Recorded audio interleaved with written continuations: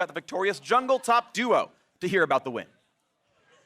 Thanks, guys. Licorice, Svenskeren, take a deep breath because you guys took the series and you're moving on to finals, so congratulations. First thing that I want to ask, it went from a pretty dominating series for you guys to being incredibly intense after dropping Game 3 and moving into Game 4. So what were your thoughts entering that final game? I think definitely we need to maybe work on our mindset a little because I think we should have won that Game 3 and then maybe we panic a bit too much because we had some flashbacks from the TSM series. So just work on our mindset maybe. Licorice, is the sentiment the same for you? Was the 2-0 curse kind of looming above you? I mean, I just wanted to make it interesting for the fans, you know? Always a great mindset to have. Well, okay, so let's look at that last game because to be honest, it looked like it was almost lost for Cloud9 for a good chunk of the portion, or for a good chunk of the game. But then Nisqy pulling off these flanks, and then you guys finding those perfect fights to pull you back in. So tell me about that process. Who made the calls, and how'd you guys pull it off? I mean, I think we kind of knew, looking at our team comps, that if we don't come from the side or like flank them, we're gonna lose the game. So I think Nisqy really stepped up because of his Talia game. I think he really wanted to kind of step up this game, yeah. That's good. I like the redemption. But let's look at the championship as a whole, because moving on into finals, Licorice, the last time you guys were there, you dropped to Team Liquid 0-3. And I'm sure that you guys don't want to repeat that again. So now that you're moving into finals next week, what's on the forefront of your mind? I don't know. I mean, I just won, you know, I'm just hanging out. I'm trying to take deep breaths still. I mean, we'll be watching the game tomorrow, and we'll just see what TL plays, and hopefully it's going to be a close series. And then, yeah, I'll just see. With that being said, do you think that it's TL over Clutch already? Put you on the spot. Well, I mean, Hooney did an interview. He said, since it's NA, anybody can win. So I'm going to stick to that. I'm going to say anybody can win the game tomorrow. And, yeah, best of luck to both teams, I guess. I like that. And Svenskeren, we were already talking about the, potential flashbacks. It's been 5 years since Cloud9 has taken a title, and it's been 2 years for you. So looking into finals, whatever opponent that you may face, what are you thinking of? We're gonna win. Going to win. I like the confidence, boys. I mean, I already asked you who you think's gonna take it. Predictions. What fashion do you think that game is gonna go tomorrow? I think 3-1 TL. I'm going to say 3-2 Clutch Gaming. 3-2 Clutch Gaming! I like this. Guys, once again, congratulations and best of luck to you moving on into finals. For more on the game, let's hear from the State Farm Analyst Desk. Is that a lot of confidence? Thank you very much, Avali.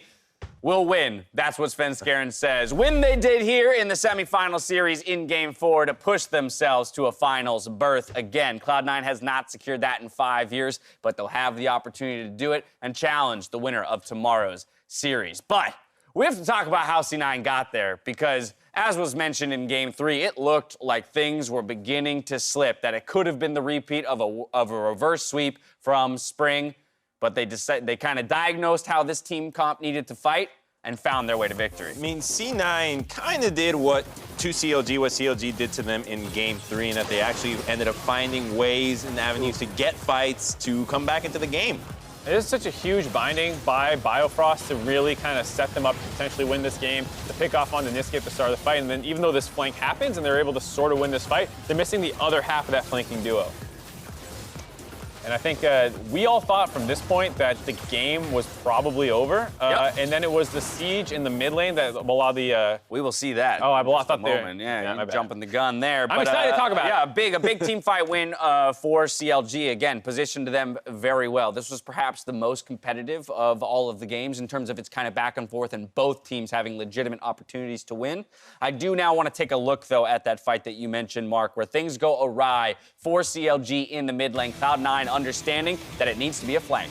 Right. This kind of had us all scratching our heads backstage because Akali just got picked off and he does not have teleport to join when he spawns. So C9 have like a solid minute to set up for a flank, and if you hit their turret, it's going to happen. So that was a pretty big overstep from CLG, in my opinion. They didn't really have any business playing aggressive there, but they did, and they got punished. Sven actually had a really nice flash body slam before the Black Shield could come out. So because Caitlyn had no flash, she gets bodied right away, and the Black Shield is late then on top of her, so it doesn't matter. The CC is already applied. And it's one of those moments where I wonder how much of the inexperience was coming through from CLG's jungler and top laner and some of the younger guys on the team, because that was an instance where watching it, you instantly identify after they took the top inner turret before then, now you back, and they go all the way back mid, and they push it all the way up. They give the people in the bot lane time to recall, and you could see that play coming a mile away, and it makes me think that it was a high-pressure moment that they were not thinking clearly. Go ahead. Is this something that you would do where you're in a winning position in a game, and you just ask yourself,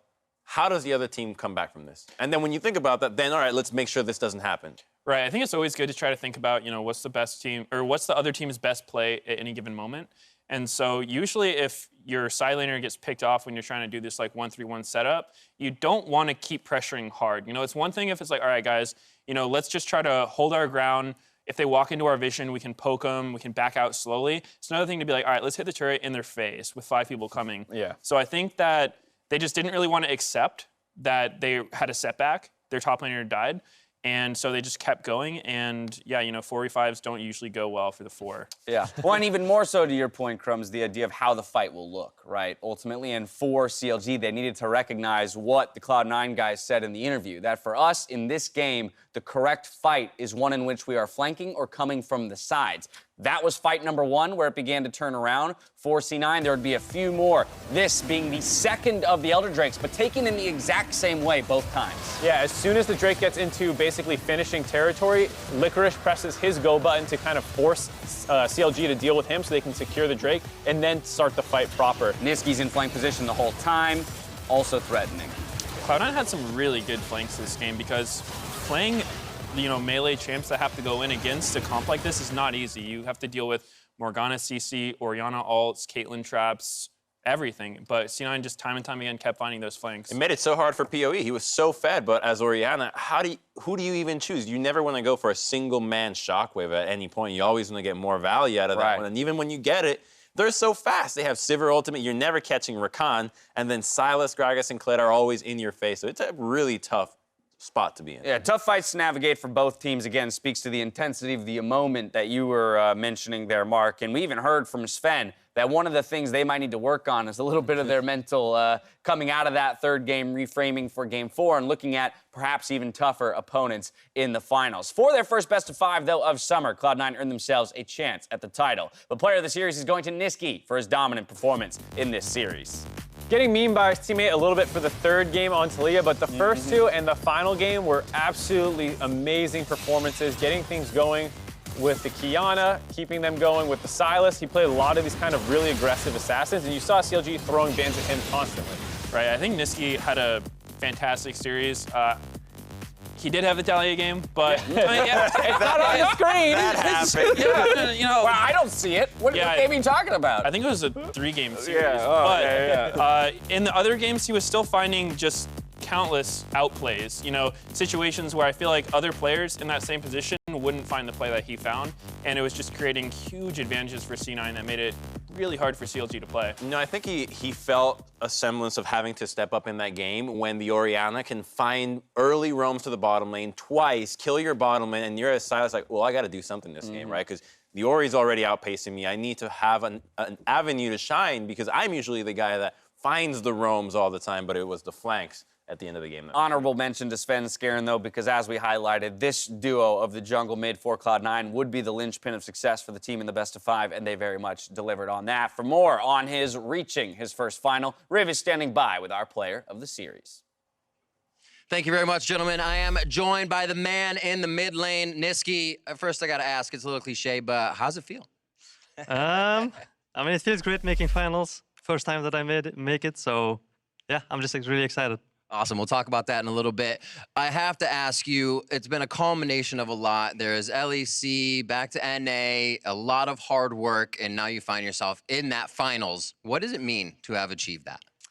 I mean, I don't know, because before I wasn't really on top teams, back in the NV Splice and stuff, and now that I'm in C9, I feel like I kind of have to perform, and also like not making finals is like kind of weird, like for C9 and also for me because I think I've been playing pretty well lately. So yeah, I mean, I think just playing well as a team and just having really great teammates is like nice to have because when you're on like bottom teams, it's not it's not that easy to like win games. But like for example on Cloud9, I don't have to carry. For example, like Licorice stepped up and Sneaky stepped up as well, and I mean Sven for sure. I mean Zazel. I mean everyone stepped up.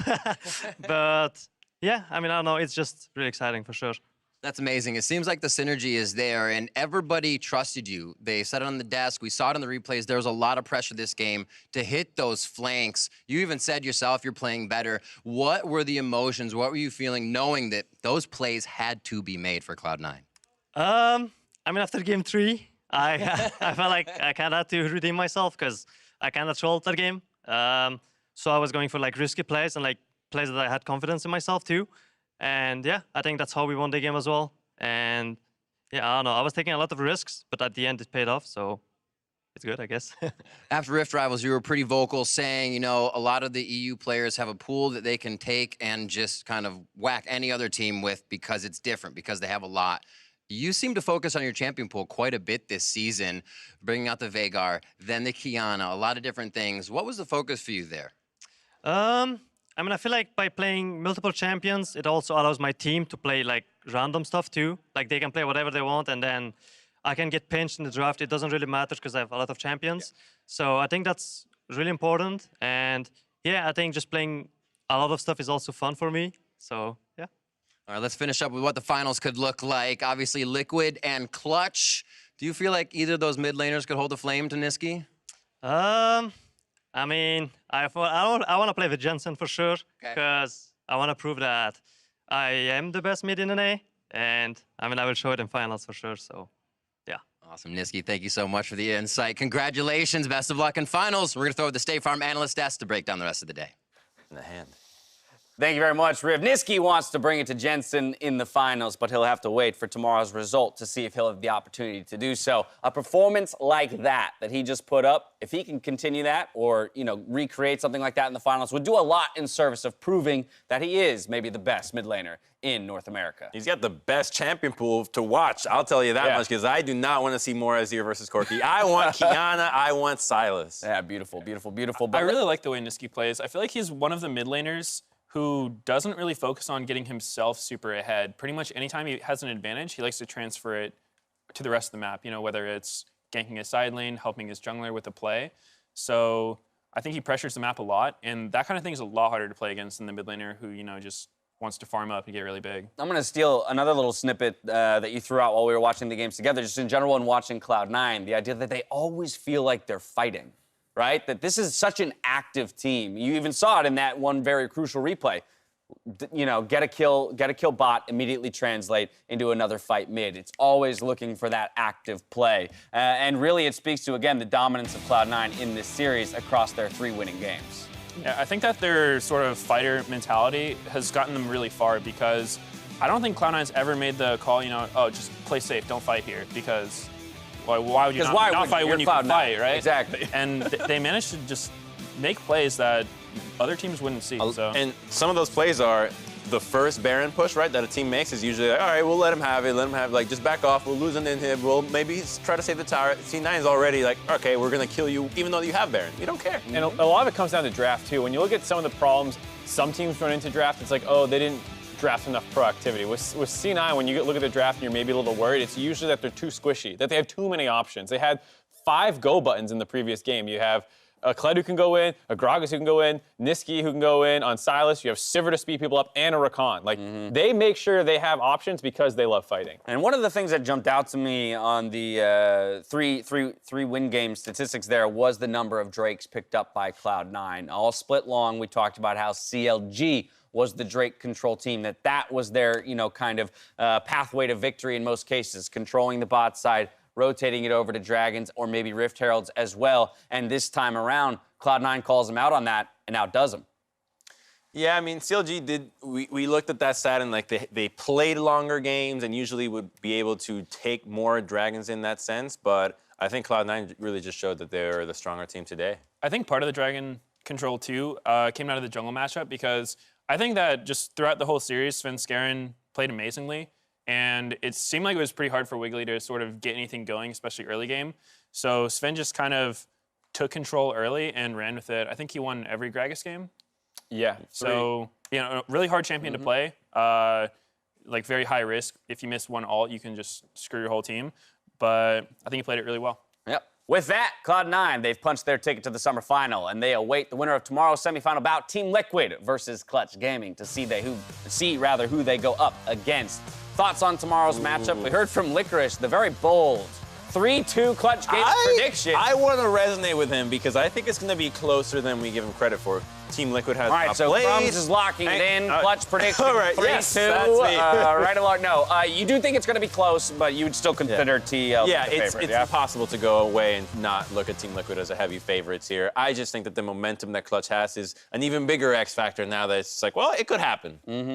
In a lot of ways, Clutch might be a really good warm-up for Team Liquid. Against Cloud9. This is again, in the world where it's an expected victory, right? Or where they are the favorites. My point is that Clutch, similar to Cloud9, has a willingness to fight and a willingness to bring early pressure onto the map. And that's going to be a nice challenge for Team Liquid, or a nice warm-up in that sense against a team that they could face in the finals. I think for me, I would have to go with TL. 3-0 is my initial guess, maybe 3-1 if Clutch is on point, because I think that Liquid's kind of been like, in chill mode the last few weeks of the season. Like they were kind of locked in first a while ago, so they didn't really have to pull out anything crazy. But Liquid's just been this extremely solid team. I think that a lot of Clutch's playstyle and advantages comes from, unorthodox picks or just really aggressive plays. And against a team like Liquid, who's solid, is probably not going to give you a lot of windows to make those. If you attempt it, you're probably just going to get yourself really behind. So the thing on everyone's mind is going to be the idea that Clutch was the underdog in their quarterfinal. They came out on top. They go in as the underdog again, and that's a mentality that you cannot ignore when players are willing to step up to that mentality. Yeah, but one of these teams also didn't replace their starting jungler week 9. So I think Team Liquid might be a little bit more up to task to take down Clutch Gaming. Fair enough, Mark. They are on the pathway to do what no other team has done in the LCS, and that's win 4 titles straight. Clutch and Cloud9 would have opportunities to say no to that. If you need more league, though, yet today, the rebroadcast of the LEC at the ready has completed their regular split. So go ahead and check in on that to see how the playoffs broke down over in Europe. Medios, thank you so much for joining us today. Thank you for having me. It's been an absolute pleasure. Now for myself, the casters, the entire live broadcast crew, thank you for watching, and we'll see you tomorrow for the last semifinal match. Good night.